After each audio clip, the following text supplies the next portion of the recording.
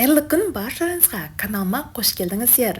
Сіздермен бірге Таңжарқын бүгін персиктен өте дәмді, ерекше әдіспен тосап варенье әзірлейміз. Жасау жолы өте оңай, әрі вареньеміз өте дәмді болып шығады. Ең алдымен персиктерімізді аламыз. Бұл персикті лиси персик, нектарин деп те атайды. Персиктерімізді ыдысымызға саламыз. Персиктеріміз осылай тап-таза әрі қып-қызыл дәмді. Осылай персиктерімді ыдысыма салып алып, жақсылап жуып алдым. Жуып алған персиктерімізді ортасындағы дәндерін алып тастап, турап аламыз. Персигімізді алып, пышағымызбен дөңгелек етіп кесіп алып, ортасындағы дәнін алып тастаймыз. Персигімізді ұзын шағып турап аламыз. Осылай персиктерімді ортасындағы дәндерін алып тастап, персиктерімді турап алдым. Бұл жерде жарты персигімді турап алдым. Енді вареньемізді қайнататын ыдысымызды, кастрөлімізді алып, таразымызды нөлге қойып, персигімізді өлшеп аламыз. Менде 1,640 грамм персик шықты. Персигіміздің үстіне шекерімізді қосамыз. 500 граммнан шекерімді өлшеп ап, 1 килограмм шекер қостым.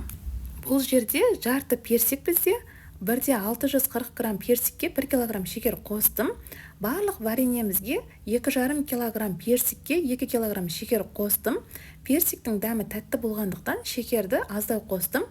Дәміне қарай көресіздер. Шекерімізді қосып алдық жемісімізге. Енді бетін жауып қойамыз. Қалған персигімізді де турап аламыз дәндерін алып тастап. Варенье істегенде жемісіміздің үстіне осылай бөліп шекерімізді қосып қойсаңыздар, жемісіміздің суы тез шығады. Осылай персиктерімді қалғанын турап алдым. Енді кастрөлімізге осылай шекеріміздің үстінен персигімізді турап алған салып, үстіне қалған 1 килограмм шекерімізді саламыз.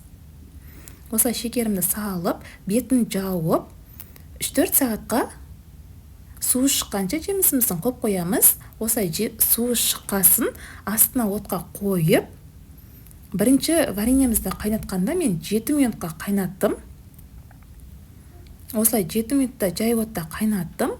Енді вареньемізді толықтай суығанша қойамыз.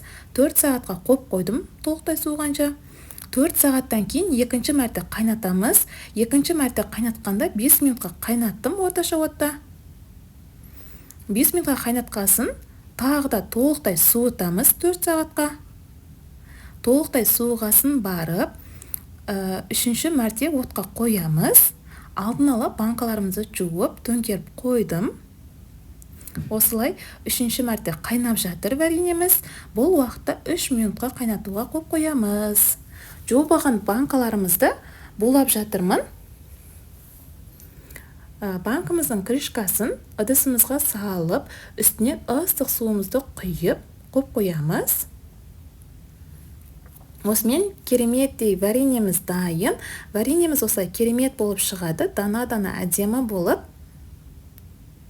Осылай булап алған банкаларымызға дайындап алған вареньелерімізді құйып аламыз.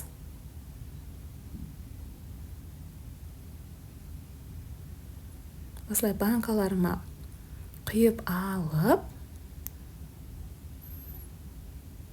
бетіне крышкамызды жауып,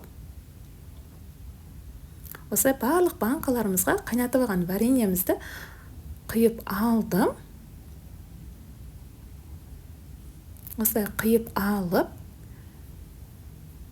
банкамызға бетіне крышкамызды қойып, закрывашкамызбен, банка жауатымызбен жауып аламыз.